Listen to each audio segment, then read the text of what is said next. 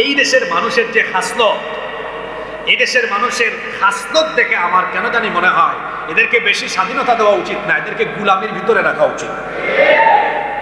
কারণ এরা স্বাধীনতা পেয়ে গেলে, বিপদ কেটে গেলে এরা অহংকারী হয়ে যায়। এরা স্বাধীনতা ভালো থাকার নেয়ামত বুঝে না।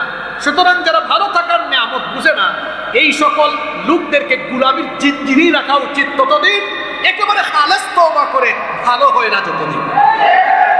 আশা করি বুঝতে পেরেছেন। এই দেশের রাজনীতি নিয়ে আমি আর কোনো কথা বলতে চাই না। অসুস্থ রাজনীতি, অসুস্থ রাজনীতির ফলে দেশটাকে অসুস্থ করে ফেলা হয়েছে। কোনো কিছু হলেই রাস্তাঘাট অবরোধ। পেয়েছেনটাকে, পেয়েছেনটাকে, হ্যাঁ, অসুস্থতার কবলে পড়ে গিয়েছে আমার দেশ। জানি না এর থেকে আমরা কবে যে মুক্তি পাবো, এটা একমাত্র আল্লাহ ভালো জানেন। এজন্য চুপচাপ হয়ে গিয়েছে। কি বলবো বলেন? তর্ক বিতর্ক করে করে দেখেন না এখন দেশের অভ্যুত্থানের পক্ষে সকল শক্তি এখন বিভাজনে লিপ্ত হয়ে, বিভক্ত হয়ে গিয়েছে। মনে রাখবেন, আপনার শত্রু আপনার বিভক্তির অপেক্ষায়। সে আপনার বিভক্তি পেলেই সুযোগ বুঝে সে কিন্তু এমন কাজ করবে যেটা আপনি কল্পনাও করতে পারবেন। মাথার মধ্যে গিলু থাকলে ভালো, বুঝে থাকলে ভালো, না বুঝলে বিপদে আবার পড়তে হবে। তবে কেন জানি মনে হচ্ছে এই দেশের ভাগ্য আকাশে তমসাচ্ছন্ন নিকষ কালো মেঘ জমে গিয়েছে। যদি এখনই সময় থাকতে সাবধান না হন, তাহলে সামনে এমন বিপদ আসবে, আবারও যুগের পর যুগ গুলামির জিঞ্জিরে আবদ্ধ থাকা লাগবে। এই দেশটাকে স্বাধীন হওয়ার পর থেকে, এই দেশটাকে স্বাধীন হওয়ার পর থেকে 54 বছর ধরে এই দেশের উপরে শুধু জুলুমের পর জুলুম হচ্ছে। আমরা যে শান্তির কথা বলি, এই শান্তি এখনো আসে নাই।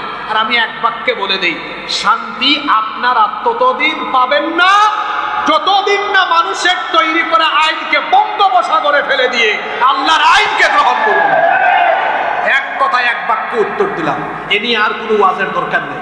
এক বাক্যের এক ওয়াজ, সেটা হলো মানুষের তৈরি করা আইন দিয়ে কোনোদিন আপনারা শান্তি পাবেন না যতদিন আপনারা সবাই ঐক্যবদ্ধ হয়ে এইসব আইন কানুনকে ডাস্টবিনে আর বঙ্গোপসাগরে ফেলে আপনারা আলেমদের সাথে এসে যতদিন না আপনারা আল্লাহর কোরআনের আইন কায়েমের জন্য ঐক্যবদ্ধ হবেন না, ততদিন পর্যন্ত এই জাতি গুলামি থেকে মুক্তি পাবে, গুলামি থেকে মুক্তি পাবেন না। দেখা যাবে ফেসিবাদের পর ফেসিবাদ, জালিমের পর জালিম আসবে, মানুষের কোনো পরিবর্তন হবে না। পরিবর্তনের জন্য মানুষের আইন নয়, পরিবর্তনের জন্য যার আইন দরকার তিনি কে? আপনি কি রাগ করলেন নাকি?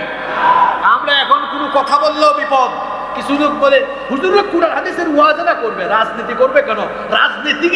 রাজনীতি কি আপনার বাপ দাদার সম্পদ যে আপনি শুধু রাজনীতির কথা একাই বলবেন? এদেশে আলেমরা সকল বিষয় নিয়ে কথা বলবে। রাজনীতি করার আপনার যেমন অধিকার আছে, তেমনি রাজনৈতিক কোনো ভুল থাকলে আলেমরা সেই ভুল ধরিয়ে দেওয়ার অধিকার রাখে। কারণ আলেমরা আপনার মতো নয়, তাদের আলাদা মর্যাদা আছে। আলেমরা হলো মুসলিম উম্মার অভিভাবক, তাদের আলাদা মর্যাদা আছে। আপনার মতো নসরুদ্দিন বদরুদ্দিন নবী রাসূলের ওয়ারিস নয়, নবী রাসূলের ওয়ারিস হচ্ছেন কারা? আলেম ওলামারা। সুতরাং আলেম ওলামারা কথা বলবেন না তো কে কথা বলবেন?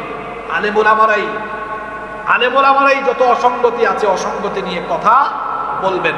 একজন ডাক্তার যেমন রোগীর কোনো রোগ পেলে সেই রোগের কারণ আর প্রতিকার বর্ণনা করেন, আলেম ওলামা হচ্ছেন উম্মার ডাক্তার, মুসলিম উম্মার ডাক্তার। তারা আধ্যাত্মিক রাহবার, তারাও জাতি কোন দিকে গেলে ভুল করবে সেই ভুলগুলো ধরিয়ে দিয়ে সঠিক রাস্তা কোরআন সুন্নাহর আলোকে দেখিয়ে দিবেন। এটি তাদের দায়িত্ব, এটি তাদের রেসপন্সিবিলিটি। আল্লাহ আমাদেরকে বোঝার তৌফিক দান করেন।